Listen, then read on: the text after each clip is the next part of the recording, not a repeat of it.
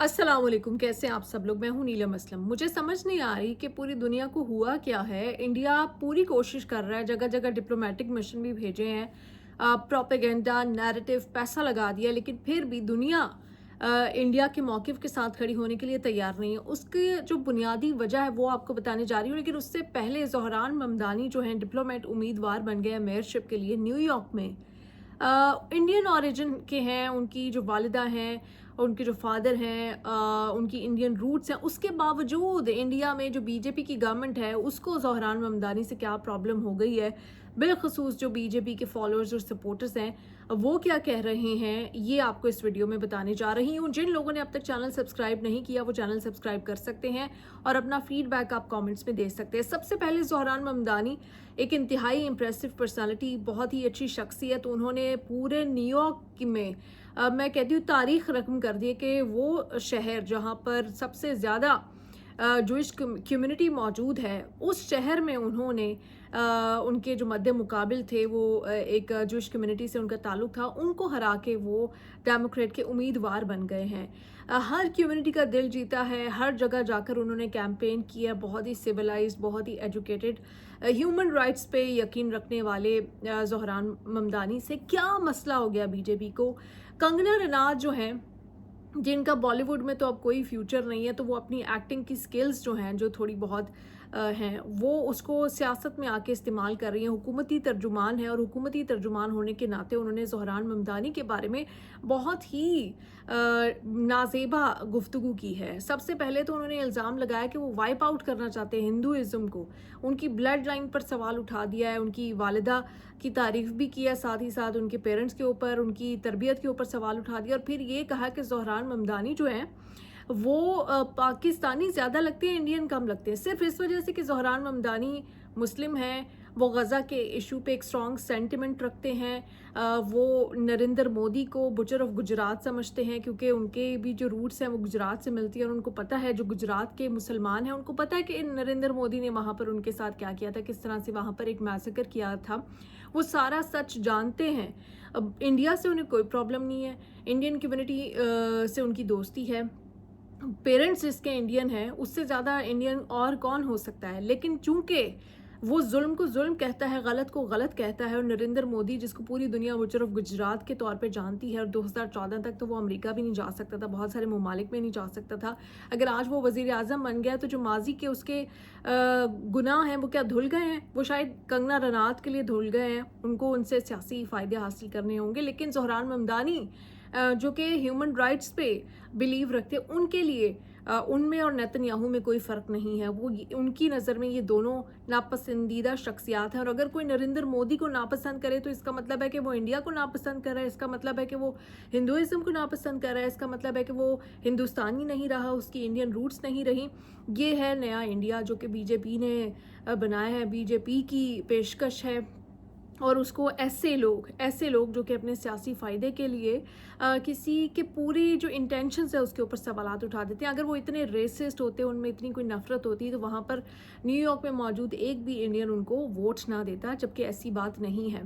ये जो जहालत है बीजेपी ने, ये जो नफ़रत है वो भर दी है। It is suicidal even for India कि वो इंडियंस पे सवाल उठाना शुरू हो गए। आज अगर वो हिंदू होते और वो नेतन्याहू की तारीफ़ कर रहे होते, नरेंद्र मोदी की तारीफ़ कर रहे होते, तो फिर इन्होंने उनको ऑन भी करना था। आज अगर वो ह्यूमन राइट्स पे यकीन रखता है ज़ोहरान, और अगर नेतन्याहू को वो बुरा समझता है जो कि एक जेनोसाइड कर रहा है गज़ा में, और नरेंद्र मोदी को बुरा समझता है जिसने ह्यूमन राइट्स वायलेशंस की हैं सीरियस किस्म की गुजरात में, तो वो इंडियन नहीं रहा। ये इस वक्त इंडिया का हाल है, और पूरी एक कैंपेन चलाई हुई है ज़ोहरान के लिए। मतलब इतनी जूइश कम्युनिटी से आवाज़ें नहीं उठी होंगी, इसराइल से आवाज़ें नहीं उठी होंगी जितनी इंडियंस ज़ोहरान के ख़िलाफ़ आवाज़ें उठा रहे हैं। खैर, इससे आगे बढ़ती हूँ।